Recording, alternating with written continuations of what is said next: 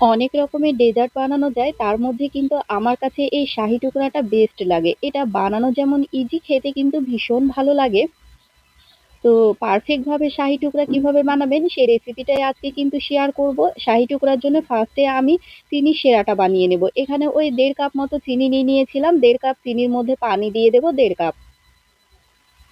এবার গ্যাসের আঁচটা হাই ফ্লেম করে দিয়ে এটাকে জাস্ট ফুটিয়ে নিতে হবে। একদম যে ফুটিয়ে ঘন করে নিতে হবে সেটা না। অল্প একটু মানে ২-৩ বার মতো বলক আসবে এরকম করে একটু টক বগিয়ে সুন্দর মতো ফুটিয়ে নিতে হবে। এরকম করে যখন ফুটে আসবে তখনই কিন্তু গ্যাসটা বন্ধ করে দিতে হবে। খুব ভালো মতো ফুটিয়ে নেওয়ার পর কিন্তু গ্যাসটা বন্ধ করে এটাকে এক সাইডে রেখে দেব। এবার শাহি টুকরার জন্য মেইন যে উপকরণ সেটা হচ্ছে পাউরুটি। এখানে বড় সাইজের যে স্লাইস পাউরুটিগুলো হয় সেটাই নিয়ে নিয়েছি। সেটাকে এবার এভাবে মানে স্যান্ডউইচ আকারে কেটে নিতে হবে। মানে আমরা যেভাবে স্যান্ডউইচ কেটে নিই সেভাবে কিন্তু ৪ কোনা মানে ৩ কোনা করে কেটে নিতে হবে। তো আমি পাউরুটির পিসগুলোকে এক করে ৩ কোনা করে পিস করে নিয়েছি। এবার একটা ফ্রাই প্যানে দিয়ে দেব ঘি। আপনারা চাইলে এটা কিন্তু সাদা তেলেও ভেজে নিতে পারেন কিংবা ডুবো তেলেও ভেজে নিতে পারেন কিংবা ঘি দিয়ে বাটার দিয়েও ভেজে নিতে পারেন। তবে সবথেকে বেস্ট হবে ঘি দিয়ে ভেজে নিলে। তো আমি কিন্তু পাউরুটির পিসগুলোকে ঘি দিয়ে ভেজে নেব। তো ৩ থেকে ৪ টেবিল চামচ ঘি দিয়ে ঘিটাকে খুব ভালো মতো গরম করে নিয়ে গ্যাসের আঁচটা হাই ফ্লেম করে দিয়ে খুব সুন্দর মতো করে ভেজে নিতে হবে। এটা চাইলে কিন্তু ডুবো ঘিয়ে কিংবা ডুবো তেলেও ভেজে নেওয়া যায়। তবে এভাবে অল্প, অল্প ঘি দিয়েও কিন্তু খুব সুন্দর মতো ভেজে নেওয়া যায়। তো এরকম করে হালকা করে মানে ব্রাউন কালার করেই ভেজে নিতে হবে। একটু লাল, লাল করে ভেজে নেবেন তাহলে কিন্তু শাহি টুকরাটা খেতে বেশি ভালো হবে। তো সবগুলো কিন্তু আমি সেম ভাবেই ভেজে নেব। সবগুলো ভেজে নেওয়ার পর আমি সেম কড়াইয়ে মালাইটা বানিয়ে নেব। এখানে আমি প্রায় ৬০০ গ্রাম মতো দুধ নিয়ে নিয়েছি। দুধটাকে ঘন করে ফার্স্টে জাল দিয়ে নেব। আগে থেকে জাল দেওয়া থাকলে কিন্তু আপনাদের বেশি সময় লাগবে না। তো এটাকে অল্প একটু জাল দেওয়ার পর ২ থেকে ৩ টেবিল চামচ ২ টেবিল চামচ চিনি দিয়েছিলাম। যেহেতু এটাতে কনডেন্স মিল্ক মেশাবো সে কারণে আমি ২ টেবিল চামচ চিনি দিয়ে অনেকটাই ঘন করে নিয়েছি। দেখুন দুধের ঘনত্বটা দেখলেই বুঝতে পারবেন। আমি কিন্তু অনেকটাই ঘন করে নিয়েছি আর সাইডে যে অংশগুলো থাকবে মানে সরের মতন পড়বে সেগুলোও কিন্তু এভাবে চেঁচে দুধের মধ্যে দিয়ে দিতে হবে।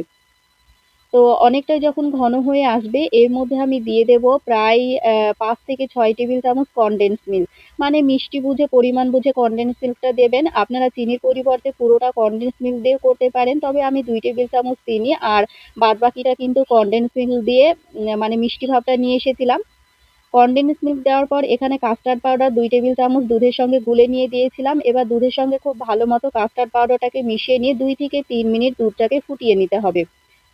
বেশি ফুটিয়ে নেওয়ার প্রয়োজন নেই। ওই ২ থেকে ৩ মিনিট ফুটিয়ে নিলেই কিন্তু হয়ে যাবে। আমি ২ থেকে ৩ মিনিট ফুটিয়ে নিয়ে এভাবে ঘন করে নিয়েছিলাম। আমার মালাইটা কিন্তু একদম কমপ্লিট হয়ে গিয়েছে। এবার এটাকে আমি নামিয়ে নেব। নামিয়ে নেওয়ার পর এবার শাহি টুকরাটাকে আমার রেডি করে নেওয়ার পালা। এদিকে যে চিনির সেরাটা আমি রেডি রেখেছিলাম সেটার মধ্যে ফার্স্টে এইভাবে পাউরুটির পিসগুলো ডুবিয়ে নিয়ে একটা পাত্রে রেখে দিতে হবে। আর যতগুলো বানাবেন আর হ্যাঁ, পাউরুটির যে সাইডের কালো অংশগুলো থাকে সেটা কিন্তু ফেলে দেওয়ার একদমই প্রয়োজন নেই। সেগুলো সমেতই আপনারা ভেজে নিতে পারেন। তো এক করে সবগুলোই কিন্তু এরকম চিনির সেরায় আমি ডুবিয়ে নেব। তো সবগুলোই দেখুন আমি কিন্তু রেডি করে নিয়েছি আর খুব সুন্দর মতো সাজিয়েও নিয়েছি।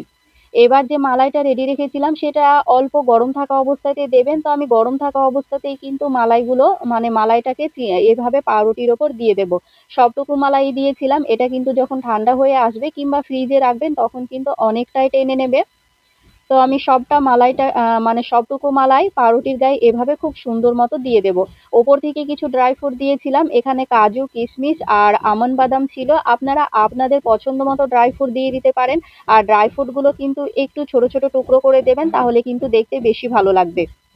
তো শাহি টুকরার জন্য সাজানো কিন্তু একদম কমপ্লিট হয়ে গেছে। এটা ফ্রিজে রেখে কিংবা বাইরে রেখে ঠান্ডা, ঠান্ডা খাবেন। খেতে এতটা ভালো হয়, যারা খেয়েছেন তারা তো জানেন। আর যারা খাননি তারা একবার হলেও কিন্তু এভাবে শাহি টুকরাটা বানিয়ে নিতে পারেন।